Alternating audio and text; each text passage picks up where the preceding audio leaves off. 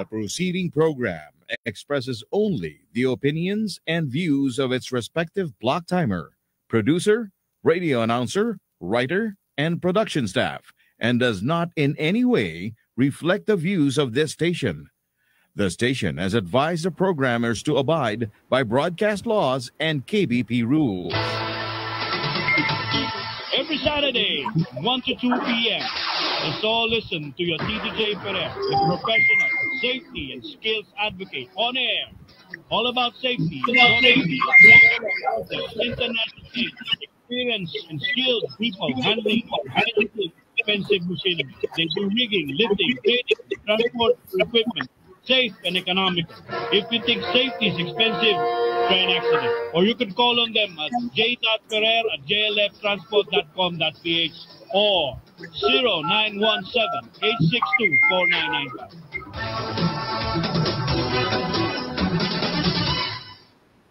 Hello, good afternoon. It's 1 o'clock once again with your Tito J and all about safety.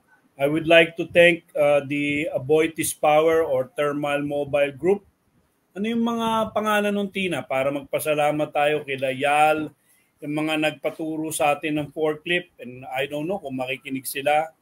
At belated happy birthday na last 15th of February sa aking anak na si Jose Lorenzo Ferrer, si Jolo. And I hope you're listening ngayon. And also sa aking isang anak na nasa Germany, si Julien, at si Samantha, si Engineer Samantha nasa PJ, si Isabel, at saka si Joy. And of course, my perfect, good-looking wife, si Pam. Magandang hapon po sa inyong lahat. Ito po si Tito J. Ferrer. At hopefully, ang ating pong guest ay kung makokontak po natin, sila po ay nasa Syria, no? And Turkey. Sila po. Ayan na. Magandang hapon sa iyo, Doc Ted Esguerra. All the way from Turkey. Doc, kamusta dyan sa Turkey? Magandang hapon, Sir Jay, at saka sa mga sumusubaybay sa iyo. Sobrang lamig una. Grabe, as in. Nagtatrabaho kami at -8, no? -8 degrees centigrade. Tapos masyadong alikabok ang paligid kasi left and right, grabe yung mga building na nag-collapse kasi kakaibang kanilang architectural design. Dahil nasa medyo, sabihin natin, agricultural area ng Turkey, malayo siya sa capital, no? Binyahe namin 9 hours from Adiyaman to Ankara, Gaziantep, mga ganyan, malayo siya.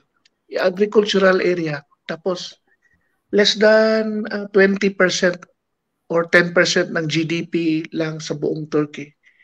Kaya medyo merong politika na issue dito na hindi sila gaanong natutulungan daw. For whatever it is, kinaya ng Philippine contingent yung 82-man team, no? Composed of teams from Metropolitan Manila Development Authority na pinadala ni Attorney Romando Artes, yung chairman. So, kinuha din niya ako, doktor ako ng MMDA. Tapos yung 525th Engineering Brigade ng Philippine Army natin, yung 505 Search and Rescue Group ng Philippine Air Force, at yung Subic Bay Metropolitan Authority. Kasama namin si Chief Rani Magno. Pero sa buong dito, Prof. J, ako yung safety officer ng buong team. Kahit doktor ako. Kasi may doktor din yung DOH . Merong DOH tayo kasi dalawa yung arm. Merong search and rescue, which kami yun. At merong medical support sa ground, yung mga walking patients. Yun ang kinikater ng DOH natin. Kompleto po tayo. Ang galing ng ating DOH kasi meron silang hospital, merong laboratory, merong pharmacy. As in, wow. So, tuwang-tuwa ang Turkish government sa amin, despite the fact na sila yung nadali. Binibigyan kami ng pagkain, binibigyan kami ng mga kahoy na pangsiga kasi grabe ang lamig, as in.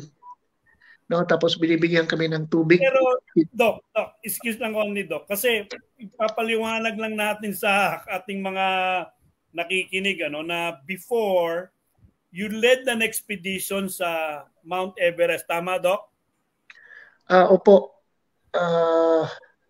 Bilang isang doktor ng Mount Everest Expedition Team, yung akyat nila Leo Oracion ni Pastor Imato 2006. Tapos 2007, world record yun sa mga kababaihan natin. No?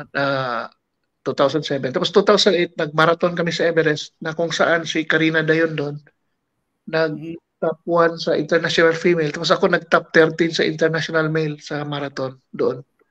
Tapos after that, nagbalangay kami, no? Yung Voyage of the Balangay. So despite kahit doktor ako, parang naging part of my life is they make me some sort of unsafety overwatch.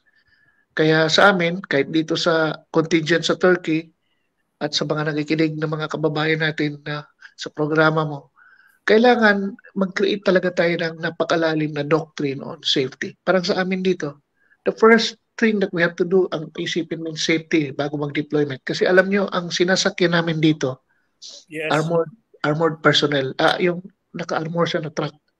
Kasi there are instances daw na may looting na, baka madali ang Philippine team. Tapos yung aming forward observation doon, nasa police na camp para secure din kami. Kaya inalagaan kami na maayos doon. So yung safety practice namin, mataas talaga. Despite the fact na... So Doc, yung ba binabanggit mo dyan, kasi when you mention kasi yung architecture nila, Yep. So, wala bang simento nila? Wala bang mga rebars? Wala bang simento lang? Wala bang rebars? Wala ka nakikitang bakal ba ron? Good morning muna ako kay Sir. Nagstay ako sa bahay ng defense attaché natin sa Turkey. Good morning, sir. Colonel Harold. Hello, sir. Welcome, sir, sa All About Safety. Dito, sir. DWBL. Good afternoon. Yeah. So, merong lecture kasi online sa safety. So, kinuha nila ako speaker ngayon. Yes, sir. Yan ang mga Anyway, wala pa ba si Brad Pitt, ang ating pambansang komedyante? So, mamaya, anin natin. So, mga nakikinig po sa atin, sila Jay Bappet, sila JT Bapan, of course, si Eros Zuniga, at mga BARM, Occupational Safety Net Practitioner, Si Doc Edis Guerra, ang isa sa mga kilalang doktor sa Mount Everest, sa mga rescue operations, sa yan. So, pinag-uusapan po namin yung tungkol dyan sa lindol sa Turkey at Syria.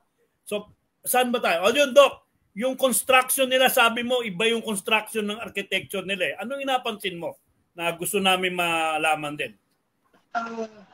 Hindi ako makapagsalita na parang yung structural engineer or discussing the strength of material sa point of view ng arkitekto. Pero makita mo na parang yung semento nila, lalo na yung wall, parang pulbos na Pag bumagsak yung building, durug. Kaya ang hirap makakita ng buhay. Talagang siguro hindi ko ma-percentage pero sa type of collapse, nagpa-pancake, vertical pancake tawag noon. Kasi merong diagonal pancake, vertical pancake siya, yung layers, pagsakyan. Yes. Ibig sabihin, ni poste grabe, ang makita mo yung bakal, ang liliit. And that is a low rise to mid-rise building. So, siguro kakaiba lang yung nila, yung building code, hindi namin na deep dive yung building code. Pero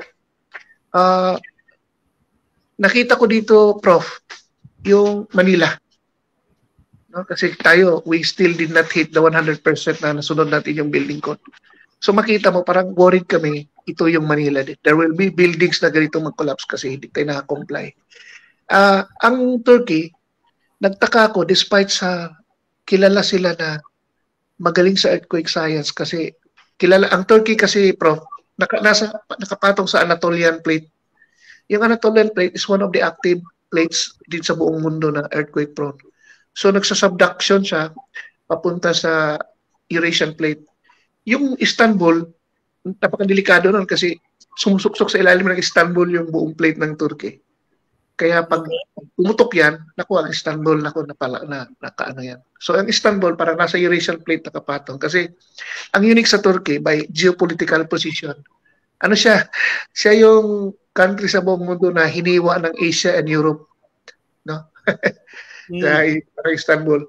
Pero sa geological perspective, kung makita niyo kamay ko, ito yung, baliktad kasi ito yung Arabian plate tapos Anatolian plate. Ang nasa ibabaw ng Anatolian plate ay ang countries like Greece and Turkey. So sumusuksok sila sa Eurasian plate. Tapos at the same time, iniipit ng Arabian plate ang Anatolian. Kaya ang Turkey ay katulad din sa Pilipinas na pwede siyang pumuputok-putok sa earthquake anytime, just like Philippines. No? Kasi ang Pilipinas naman, iniipit tayo habang umuusad ang buong Philippine plate papasok doon sa Eurasian plate, no? Which is the mainland China. Ang Pacific plate, sumusuksok din by subduction. Ang pangit nito, iniipit niya yung Pilipinas, yung Philippine plate. Kaya ang geological phenomena nangyari for millions of years, may mga isla like Samar Leyte, tumubo siya dahil sa ipit. Isipin mo, no? Pag makita niya kamay, inipit. Pag inipit niya, tutubo. So ang mga isla ng Pilipinas, tumubo siya because sa ipit. At pangalawa, from under the sea, volcanic eruption, nag-create ng islands. Kaya yung ring of fire na sinasabi sa Pilipinas, yun talaga yun kasi we are volcanic and seismic na yung ating magkakaislahan doon ay sa kadahilanan ng pag-uga ng lupa at ng pagputok ng vulkan. Turkey, wala silang volcano pa dito na identified na active, but they are in the seismic fault na isa sa pinaka-aktibo sa buong mundo. Kasi may mga malalaking talaga faults like isang delikadong lugar sa US, yung California, yung San Andreas. If you remember the movie, no?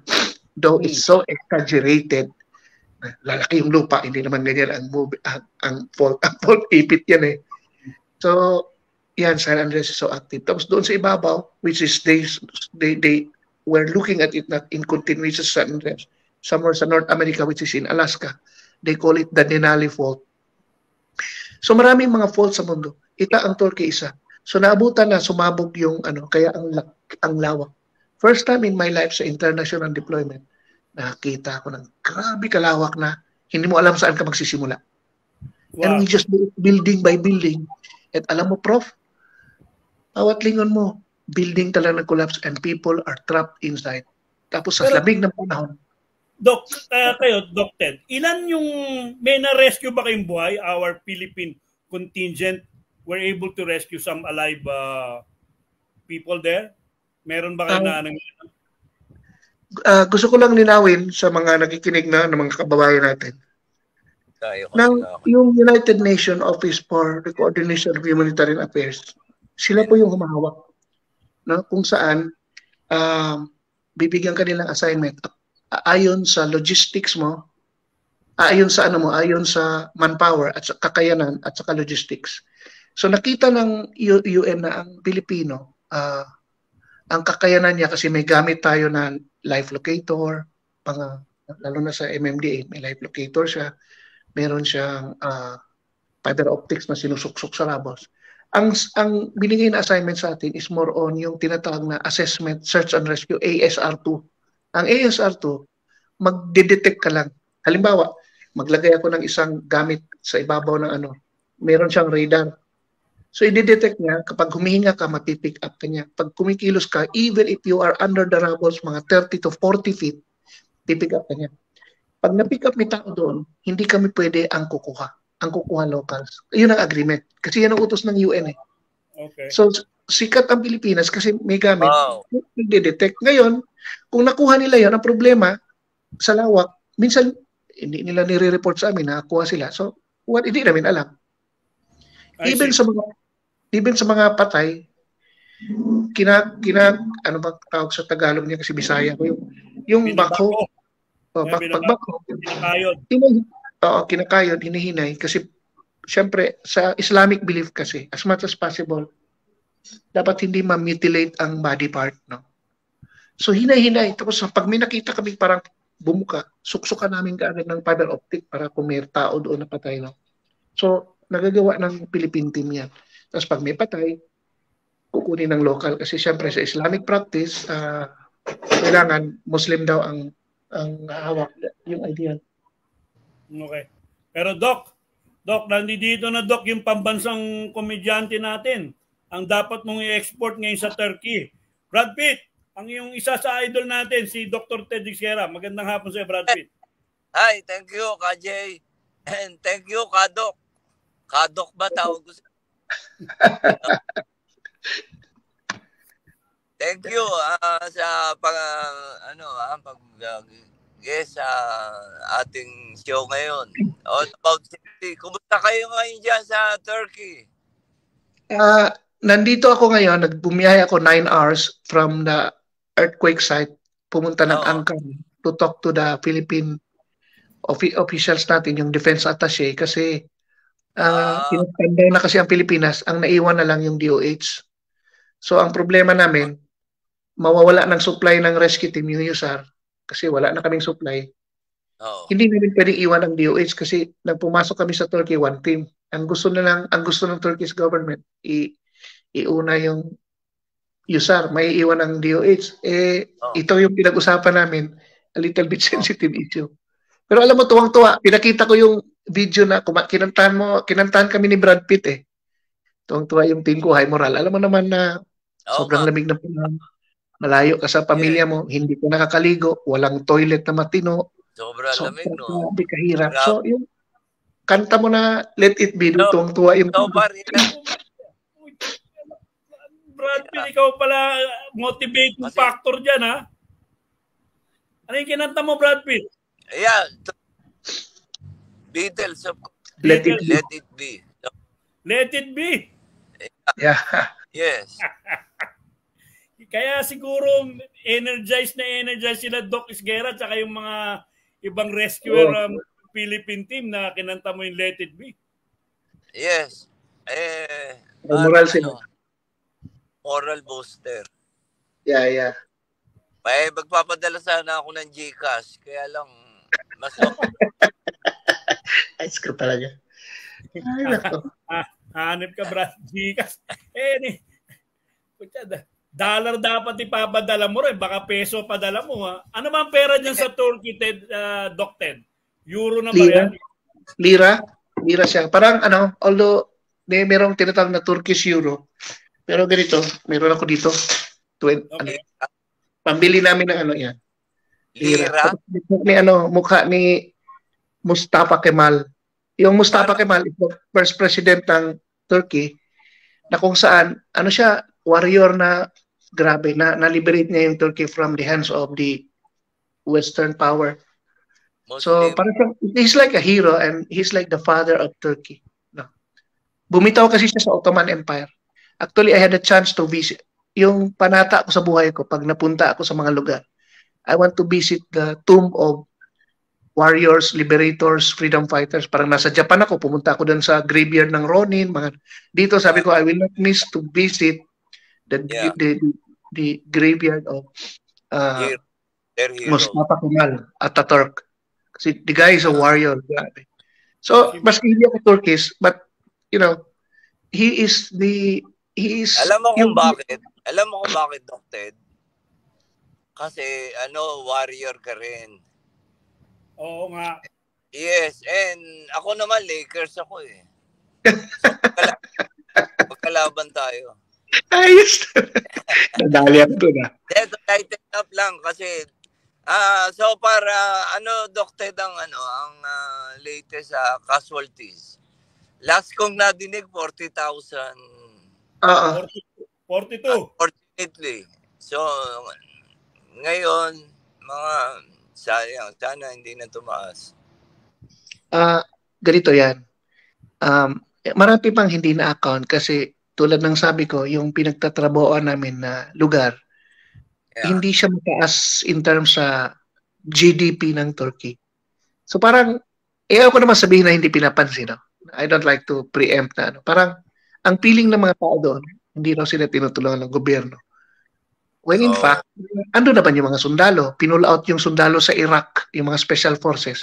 Yun ang nagbabantay sa amin. Although yung sinasakyan namin, armored car, armored truck, para kasi merong sabi nila na looting or what, para safe kami. Hanggang Syria, sa Syria, hindi ko ma-account kasi siyempre ongoing pa ang hindi mo ma-definite yung claim ng mga building inhabitants na nabuhay. Kasi merong building na nag-collapse. Siyempre, malaking building siya. Ngayon, kung ilang laman ng tao doon, yung kapitbahay, hindi niya mabilang. Sasabihin lang niya na, siguro may mga dyan, may mga 20, mga ganun. So, hindi talaga sure. So, ang aming statistics, nagbabase lang ayon sa claim ng community. Although yung community nila, very cohesive. Pero hindi siya yung reliability na tinatawag natin. No? Kasi parang siya para tayong gumawa ng hierarchy baga. Meron kang mga you have to have a platform or an arena on kung meron kang ma-perceive na risk, gagawan mo siya ng profile na para hindi ka magulantang. Sa lugar na to, wala silang gano'n. Wala yung community development plan nila. Parang maayos naman ang structure. It looks like a city. Pero wala silang gano'n itong area na to merong 20 families. Hindi sila tipong ganon. And people come in and out. It depends on kasi agricultural area nga to. Kaya hindi makapagsabi. Yung isang building na meron kaming nakitang buhay na tao. Pero hindi namin naabutan. Sa hirap ng tira. Kami na tumira. Nung time na nabutas na namin, hindi niya kinayanan ang lamig kasi around 5 days na siya sa ilalim. Namatay siya. Sayang, napakasayang. Yung nagsabi na pati blueprint ng bahay ay kapatid na hindi taga-Adiyaman. Nasa labas, umuwi pa. Para siya magsabi, drawing sa bahay na dito may kwarto, dito may elevator. Ang pamilya, mayaman. May elevator ang bahay. So, 5-story na may elevator. Ang elevator, nakatayo pa yung elevator siya. Kaya nga isa sa pinaka-safe area around buildings, like nakita ko sa South America, sa Chile, around elevator. Although, yung mga tao na sabi ng kapatid, papunta sa elevator, nakukuha, near doon sa elevator. Kasi parang pagbagsak ng building, kung ito yung elevator shop, ito na lang yung nakatayo. Tapos sa paligid, brug, bumagsak, gano'n. Kaya, ang mahirap doon pag may sunog. Oo. Nagkataon na walang fire following. Wala siyang fire following.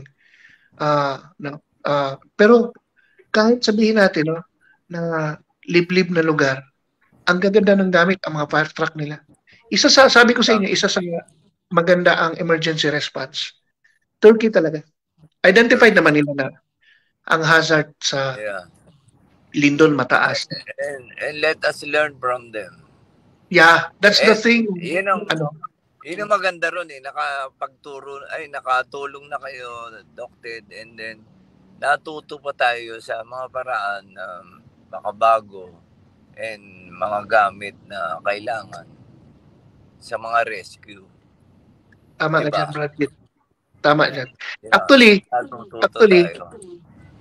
Actually, medyo mahal tayo ng Turkish, lalo na yung local, as in dinadalhan kami ng mga pagkain. Kahit alas 3 na ng umaga, ginagawan kami ng apoy sa paligid kasi sobrang lamig. Kasi ang gamit natin, meron tayong drone, meron tayong live locator, may vibroscope. Yung vibroscope, pag ilagay mo ito, may ilaw sa ilalim. Pag nagsalita ako, maririnig mo. Pag nagsalita siya, maririnig ko, meron ganun. So, kung ano yung mga top of the line sa other countries, meron tayong iilan, lalo na sa MMDA. Yung ating MMDA, matikas talaga sa gamit. No? Kaninong gamit yan? Doctor, kaninong mga gamit yan? Yung mga... Mainly, yung mga detection instruments natin sa MMDA yon. MMDA. MMDA. Tapos, meron din mga gamit ang 525 na donated ng Japan, ng JICA. Yung 525. Wow. Tapos yung Air Force meron din. Kaya hindi tayo nahuhuli. Hindi nga kasing dami katulad sa Japan, US counterparts natin. Pero meron tayong a little of everything. Yun nga yung pinag-uusapin namin ngayon na palakasin na para magkaroon tayo ng isang central team sa Pilipinas na ito na yung USAR or Urban Search and Rescue Team. Kasi ngayon lang nabuo for international dispatch in the whole history sa Pilipinas, nakabuo ng USAR. Although maganda ang aming teamwork, Pero kung ma-formalize to sa Pilipinas, which ako, I'm willing to help kasi graduate ako ng USAN training sa Singapore. I know, under INSARAG yun, International Search and Rescue Advisory Group sila. So I had the best training then. I know how to form one. Paano yung doctrine. Kaya importante kasi sa rescue, doktrina eh. Bakit ka nag-rescue? Who are you behind your uniform? Hindi lang yung rescue ka, you do your fancy dress and that's it. You save life. No. Parang sa safety. Ang safety, hindi lang pwedeng naglagay ka dyan ng karatula na iwasan mo yung itong requirement sa compromise. No? Yeah. Ang kailangan, merong behavioral in concept sa safety. Ang behavioral in concept, para maintindihan mo yon, kailangan meron kang doktrina ang safety. Yung katulad na rinig ko nila, ano yung doctrine? Kung sa tingin mo mahal ang safety, try accident and let's count money. You're creating a doctrine. That's a doctrine. Sa pag-save lives, kailangan maraming doctrine. Sa sundalo, may tinatawag kami na parang warfighters doctrine. Para pag nasa ginagawa, alam mo anong ginagawa mo, hindi kayo i-get. Sabi nga ni Mustafa Kemal, yung pinabanatan sila ng British, nagtakbuhan yung mga sundalo, tinawag niya dito. Sabi niya, I'm not ordering you to fight. I'm ordering you to die. Di nanalo sila. Yun, because there was a doctrine. So ito, parang sa safety, which is dito sa Pilipinas, dyan sa Pilipinas pala, medyo hindi pa talaga hinog ang safety. Even in some corporate entities na parang ang safety, parang ang tingin nila parang security guard, parang panggulo, pang-inis. Masyado naman na ito. Kasi hindi malalim. Kapag meron kang doktrina ng kaligtasan at part yun, it becomes the language you dream and you swear. Yan ang safety. It should be the language you dream and you swear. It should be part of you. Bago pag-alis, tulad kanina, yung mga kasamahan ko nagsenya sa akin, yung taga-OCD, magja-jogging daw sila, nakabalot sila. That's a safety thing kasi alam mo, hindi ko alam anong wind chill sa labas. Hindi ka naman magkaroon ng hypothermia. So, dapat it should be like, it should be part of you kumukusa. Hindi yung kailangan mong, you put an effort. Although it's so hard, but when you do it, it becomes a part of your life. Sabi ko kanina, the language you dream and you swear. Din ang katawan mo kusa. Then, we will not be counting so much morbidity and mortality just because may nahulog sa work permit, merong nabagsak na scaffolding, merong mga gondolang bumagsak, merong sumabog na mga nasunog, tapos yung mga trabahante nasunog kasi yung exit malabo, instead na exit corridor, ang nakatambay doon puro records ng mga papel. Yun. Ang safety induction mo continuous. Parang kami sa Air Medivac nung nasa Chile ako, sa Chile, South America. Bawat load namin sa helicopter, every day, uupo ako doon sa harap ng TV, paulit-ulit yung kabit ng lahat. Tapos pagpasok sa helicopter, parang maturete ka ba? Pati sa loob ng aeroplano. Yes. Sige, paulit-ulit. Pero because that's it. Tapos ang nakakatuwa, ako minsan sa aeroplano pag tinitingin ko, yung mga tao habang mga stewardess ay nagpe-perform how to do it. Yung mga tao lang pakialam. Hindi nila alam na akala nila lang yun, madali na yun. No. Pag ang tao in times of trouble, hindi mo ginawa, akala mo kaya mo. Pag in times of trouble, yung iyong tinatawag na cerebral function, yung reason, mawawala yun. Minsan nag-emotional ang tao. Baka hindi niya ngayon yung belt niya, yung safety belt, or kasi hindi nasanay, kasi akala niya kasi yan yung problema. Bakit? Kasi wala siyang doctrine. Kaya minsan magandang dito, Prof. J and Brad Pitt, no? Other than pagmahal ang safety, try accident and come back to me, let's count money. Meron din isa. Ayan, at gusto kong, ewan ko kung magugustuhan ito. Ang itatagalogin ko lang para sa sumusubaybay. Ang inyong ito ang linya. Pwede niyong gamitin to, ha. Ang inyong paghahanda, ang sukatan ng inyong paghahanda ay ang sukatan kung magkano ka at magkano ang mahal mo sa buhay. Okay, I'll make it simple. kung sa tingin mo ang buhay mo presyong divisorya, huwag ka mag-safety practice. Ha? If you wanna get injured or die, I'll go to you, I'll put number 16, 17, 18, you're just a dead cadaver there or what? Ganun ka. Kung magkano ang worth mo, yun yung safety margin mo rin. Yun.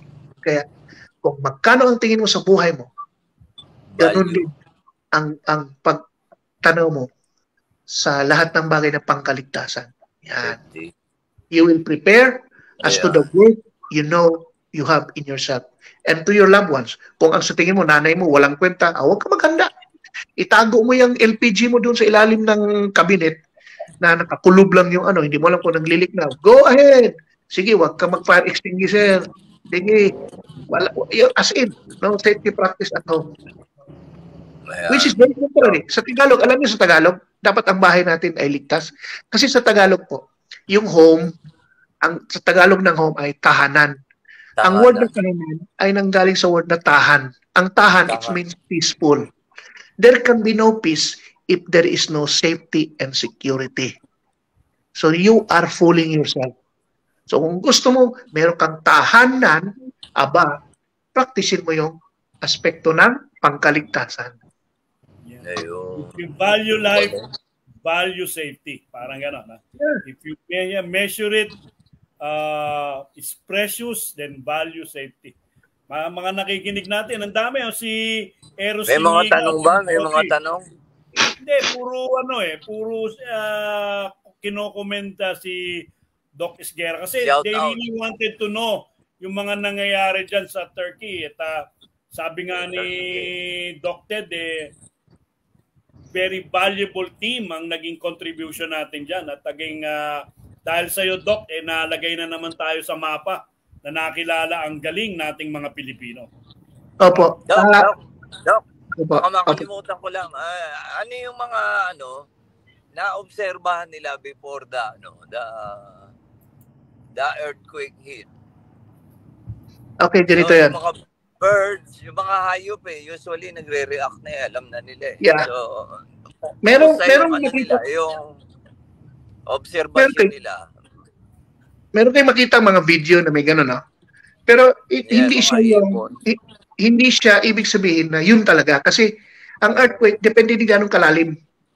Dalawa po kasi yung mangyayari sa earthquake. Meron tinatawag na P-wave, P, letrang P, Papa. At merong S-wave. S-wave, Sierra. No? Sierra. Yung S-wave, that's the destructive wave na makikita natin na bumabagsak yung building. Yung P-wave, walang nakakaalam noon. You cannot feel it. Sa Israel, nakadevelop sila ng seismic AI na na-detect ang P-wave. So, depende sa lalim. Ang interval ng P-wave ay S-wave, usually seconds yan. May 20 seconds, 30 seconds. No? Ang hayop, minsan, sabi nila, before P-wave na mayroong konti pang movement, bago mag-P-wave, mayroong mga hayop like cockroaches na naka-identify. Yung mga P-wave, yung mga ibon, usually sa P-wave na naka-determine yun. Pero hindi ibig sabihin na up 100% very sure. Kasi sabi ko sa inyo, depende sa gano'ng kalalim yung earthquake. Okay? Kasi kung ang earthquake pala ay mga ka-determined animals, maglagay na lang tayo ng zoo all over the world. Para kung pa-disturb yung animal. Does not really follow. Merong mga behaviors, mga snake biglang maglabasan. Katulad nangyari sa China, naglabasan yung mga frogs. Dami. And then after several seconds, there was strong earthquake. So, ayun ang problema ron, Doc Kasi seconds lang Yeah, seconds siya. Yung seismic AI. Seconds lang after na ma-detect nila, seconds lang. Yeah. Agad yung, So, konti lang time to prepare talaga. Okay. Yung seismic AI, maganda na rin yun kasi halimbawa, katulad ngayon, dito ako sa building ng Defense Attaché ng Pilipinas. 4th floor ako. Assuming meron siyang seismic AI. Nag-alarm siya. Kasi ang alarm ng earthquake sa atin ay during earthquake na. Okay? Nag-alarm siya. So, assuming meron akong 15 seconds, nag-alarm siya. Yung seismic AI ko. Yung 15 seconds na yun, nakuha ko na yung go bag ko, nakaabang na ako dun sa may elevator shop. Siguro. Nakabit-bit na. 15 seconds is a long time already. Yeah, kahit pa paano, nakaporma ko. Yun. So, maganda yun. Although, pinresent ng mga kasamahan ko na Israel kasi nag-training ako sa Israel. Sa Pilipinas, medyo hindi pa nung sinasolidom, ewan ko kung anong take nila doon. Kasi it should be the government kasi ang seismic AI, kailangan marami kang ilagay ng mga sensors. So, yung sa EDC sana, gusto sana namin. Pero wala siyang ka-relay Dapat may relay yan Kasi kung ito lang isa, useless. Kailangan meron siyang strategic positioning ng mga sensors. Connected lahat. Kasi we are not the government sa Energy Development Corporation. And we are so dead serious kasi siyempre, ang EDC, geothermal kami, we are working along fault lines near volcano. So yung hazard ay medyo kayakap namin. Kaya gusto namin ahead kami. Anyway, para sa yung mga nakikinig na yung patungkol sa natin yung practices tungkol sa lindol. Yung Pilipinas, ang Philippine team, may dalawa kaming motivation ngayon nandito. Numero 1, gusto natin, we want to pay back to the world nung sila'y pumunta nang tayo'y nag-Yolanda. It's time to ito kami, tulungan kami. Parang it's like the good karma when you practice Buddhism, the good things will come to you. Parang ganun, okay? And number 2, we would like to show to the world na ang Pilipino ay world-class humanitarian worker. We should be brothers. We are people of science, hindi tayo people of marites. We are people of science, we are people of ethics. Sa international theater, ang Pilipino ay world-class na rescuer or humanitarian aid worker. And na-appreciate nila yun, no? Yeah. Kasi nagpapadala ng pagkain, tinutulungan kayo. Na-picture kami. Kailangan nyo dyan. Na-picture kami sa Unta Mede Gazette ng Turkish Gazette. Tapos ang nakakatuwa, ang picture na ginamit nila, yung picture na pinost ko sa Facebook, tapos in Turkish, nilagay nila, thank you very much, Philippines. Tapos in-interpret sa English. So, tinago ko yun, no? Parang it's an honor na we were recognized. And I received lots of comments from all parts of Turkey na nagpapasalamat nila. Yung pag-biyahe namin from Adiyaman to Ankara for a meeting because I have nag-meeting kami kahapon. Kaya ulit meeting.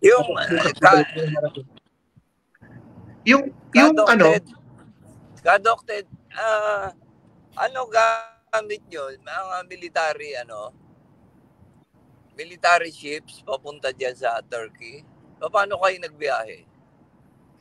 Okay. Galing Pilipinas, ang Turkish Airlines sponsored. Turkish Embassy. So, kinarga ko ng aeroplano. Landing Istanbul. Okay. Tapos Turkish Airlines ulit, punta ng Adana. From Adana, nag-arrange ang Turkish government ng isang malaking truck para sa karga namin, tapos 2 malaking buses papuntang Adiyaman.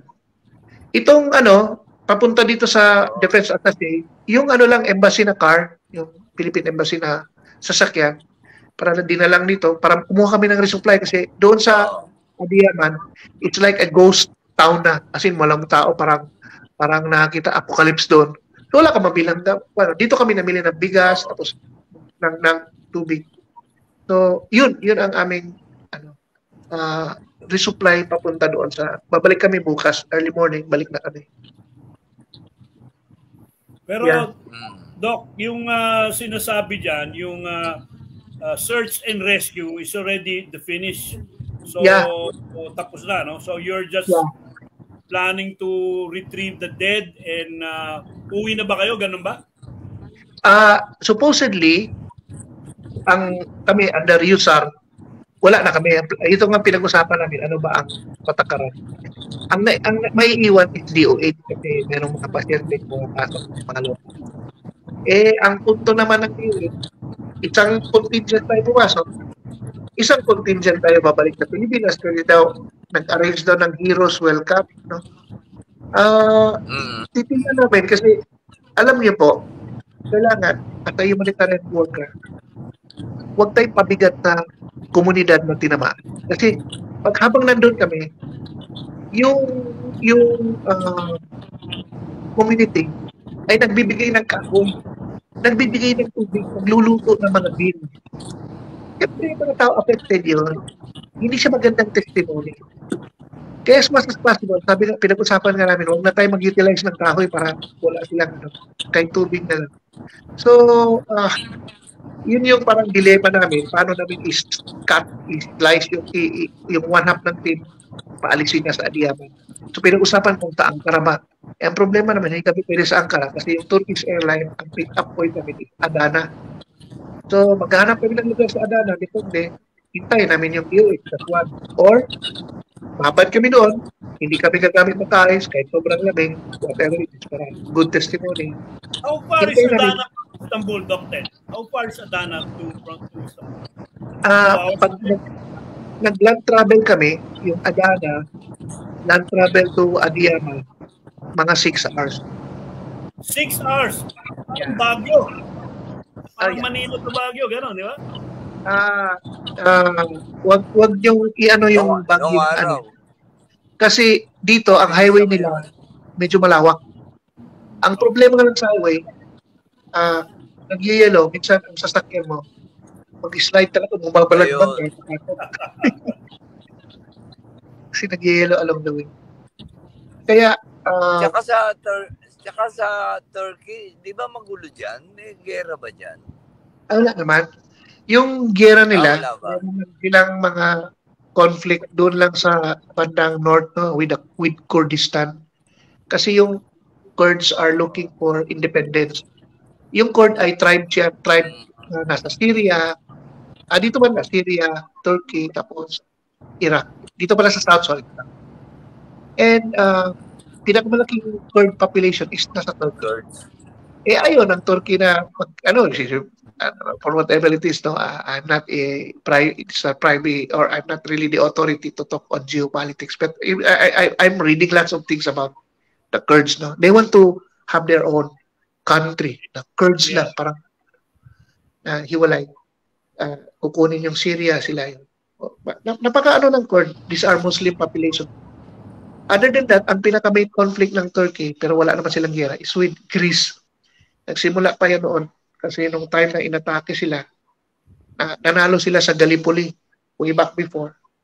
Tapos noong na-defeat sila ng European, isa sa kumuha sa lugar nila is the Greece. Kaya yung Dardanelles, yung island doon, dapat Turkey, pag-aari pa rin. Mobile. Nakama Brad Pitt. Mobile ako, kaya napuputol. Sorry Dr. Pero nasaan ka ba? Nasa NLEX ako. NLEX. Papunta ako sa Nueva Ecija. Kukuha ko maraming pera. Sama kami na. Sige, sama kaya. Papadala ko na lang sa inyo. Papa. Kaya maganda to si Brad Pitt. Talagang very, very not only funny but very rich, di ba, Dr. Di ba? Oo, sana all. Yes. No. Correction. Very rich. Very, very rich. In friends like you. Ayan, dyan ako mayaman sa mga kaibigan. Tulad nyo. Yeah, ito mo si Kate daw. Yeah. Anyway. Bigyan tayo na mag-guest ngayon. Ayan. Yeah. Dahil yung mga natin yan. Yeah. Sa mga sumusubaybay. Putol. Sa mga sumusubaybay sa programa nyo, Prof. J. and Brad Pitt. So, sa larangan ng safety. Babalik ko ulit. Ang konteksto dito, nangyari sa Turkey, despite the fact na napakaganda ng kanilang preparedness when it comes to Lindon, hindi pa rin nila ma-achieve yung utmost because una, napakalawak ng Turkey. Pangalawa, there is also some geopolitical perspective. Ang pagkahanda, maraming influence. Kahit gustuhin ko man, pero halimbawa, gusto ko, pero yung boss ko hindi gusto, magkukulay. Ang Turkey would like to establish itself as a regional power in this area. Kaya, ito pala, kasama ko, nag-lecture ako sa safety. Kasama natin, head siya ng SBMA, si Chief Rani Magno. Sa SBMA. SBMA. Hello sa'yo. Gandang Hello, hapon, sir. SBMA naman siya. Si Brad Pitt. Sir Doc, Yan. Si Prani yan sa SBMA. gaano karami kayo? Yung 82 kami. gaano karami yung contingent nyo dyan? 82. Pero dito sa Ankara, sa meeting, 82. Pero yung dito sa Ankara, para sa meeting lang ng mga bossing dito, 5 kami. 5 lang ang pinapunta. Tapos babalik din kami bukas. Pero anyway, ibalik ko yung last tanong lang ako. Is this government ba to? Ang Yeah. Ganito yun, Brad Pitt, no? Ang Office of Civil Defense, of Civil Defense, which is under sa Department of National Defense. Kasi wala pa naman tayong hiwalay na departamento para sa disaster, no? Yung sabi ni former President Rodrigo Duterte, yung Department of Disaster Resilience. Up to now, yung ating disaster management ay nasa Department of National Defense.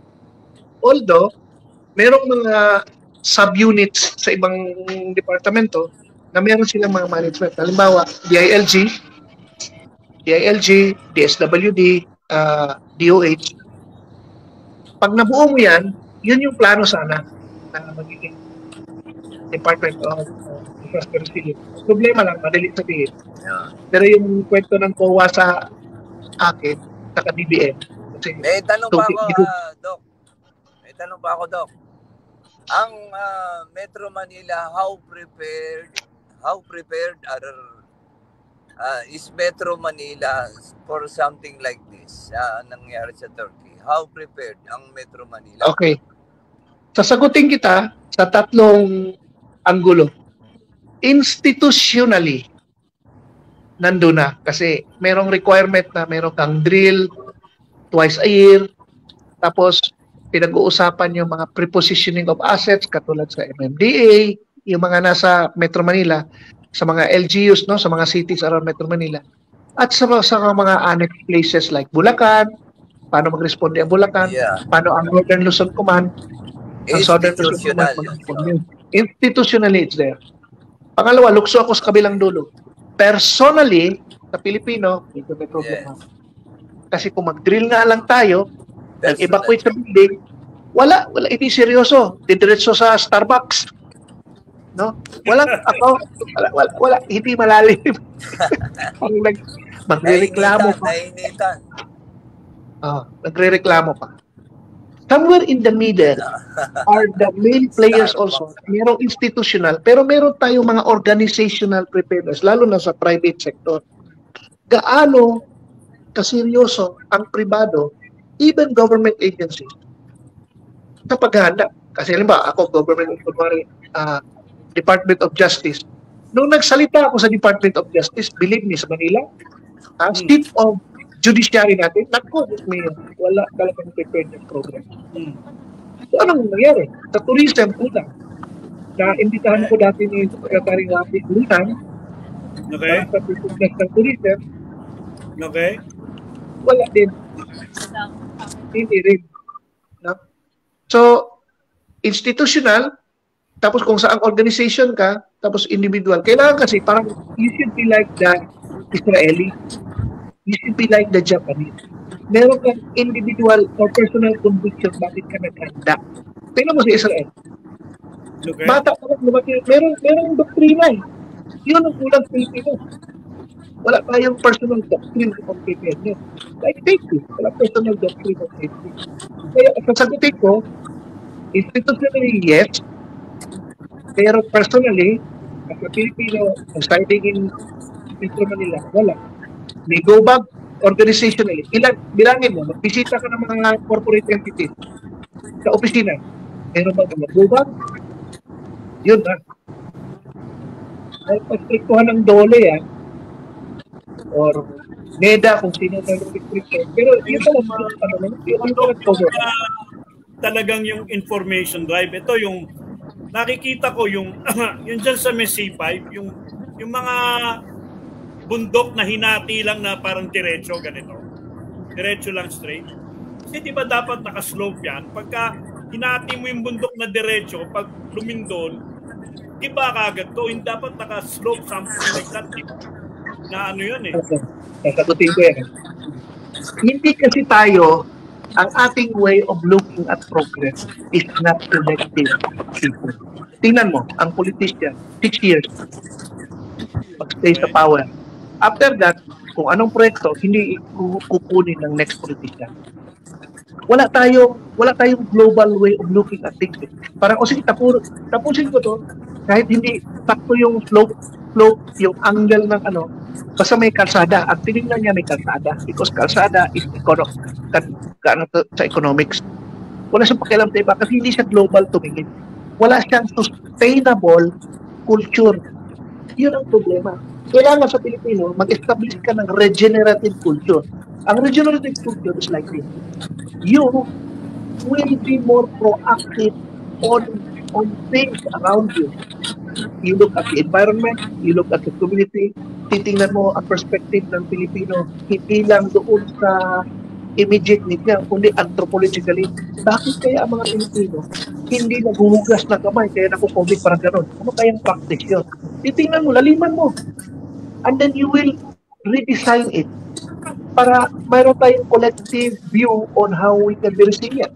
That's a regenerative culture. And we don't have that. Kasi nabigla tayo, although gusto rin man natin, pero una, nagkabiglaan lahat. Tingnan mo lang yung nangyari sa K-12. Naglagay ka sa grades 11 and 12 ng kurso on preparedness. Sino nagturo?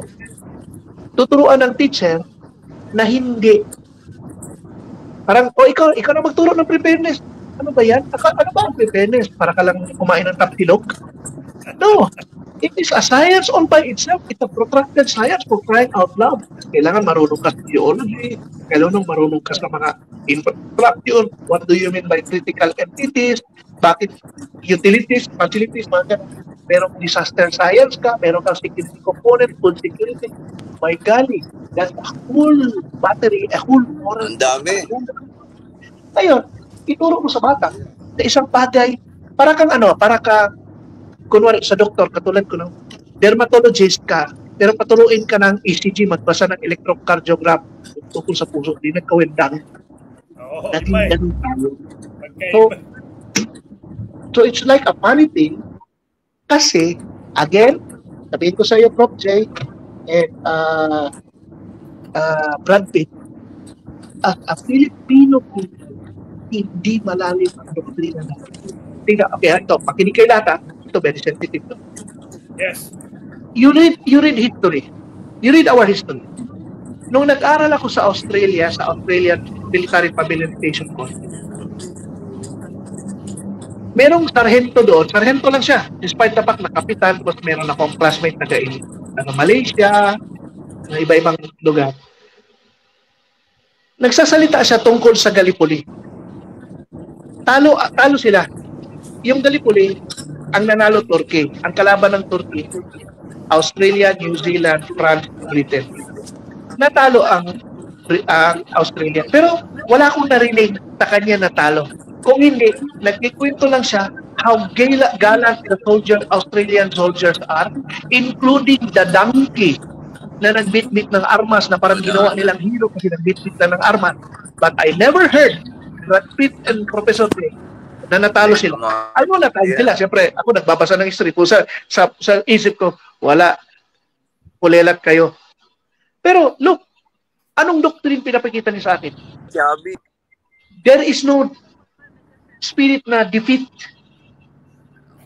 Next, doon kami sa isang parang, it's not statue, parang siyang obelisk na maliit. Nakalagay Leyte Gulf Landing. Leyte Gulf Landing siyempre Pilipinas.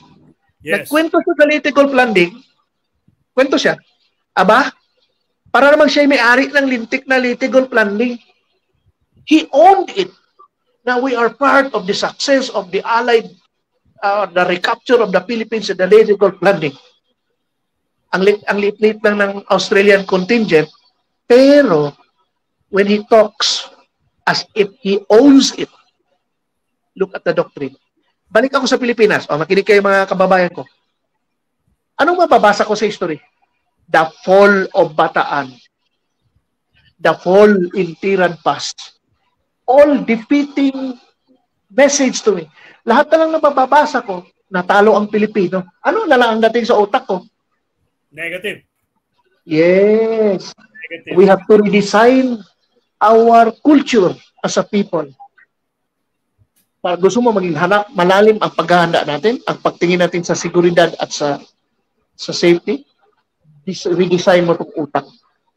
The Filipino should be fed with anything that creates a champion within him. Ang Pilipino ay may kultura na ligtas. Kahit hindi niya alam ang ABCD ng safety, ang practices niya safety, kasi nasa DNA na niya. Hindi defeating ang dating, kung hindi championing ang dating. Diyan tayo nagkalaglagan. Kulang ang perspektibo, ang paningin ng Pilipino. Sino siya as a person in the world? Yes, yung perspective natin, no, yung pananaw natin should be really on a greater height. Like, kaya nga tuwan-tuwa ako na sinabi ni Brad Pitt, ikaw magiging guest namin. Pero Doc, we only got 1 minute to go. So more or less, kailangan na kitang bigyan, baka patayan tayo ng ilaw. Doc Ted Esquera, your parting words to our people and to the dyan sa Turkey. Okay, una, gusto kong, kung mayroong mga asawa dito na Turkish, in behalf of the Philippine contingent and the country as a whole, being in the behalf of the Filipino people, we would like to extend our sympathy sa mga nalagas na buhay ng mga brother na Turkish natin, kasi ang Turkey is a friend nation of the country. Pangalawa, ang message ko sa ating mga kababayan, tayo po ay number 1 sa World Risk Index, meaning bagyo, baha, lindol, even war, numero 1 na tayo. So kailangan taasan natin ang ating paningin sa pagkaligtasan, sa security and safety. Gawin natin siyang way of life.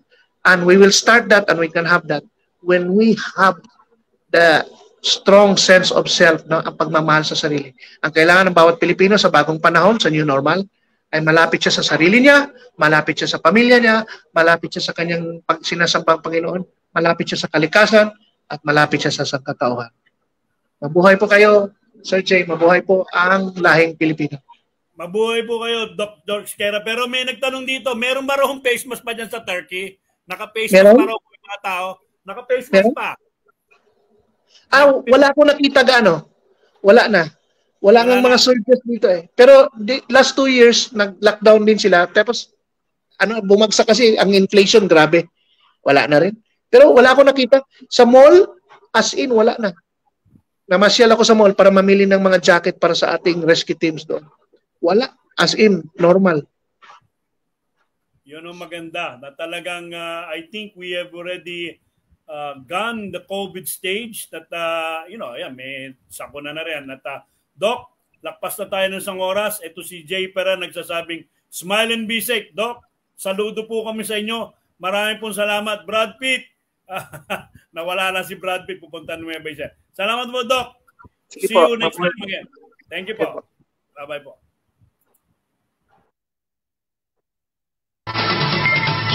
Every Saturday, 1 to 2 p.m., let's all listen to your TTJ Perez, the professional safety and skills advocate on air.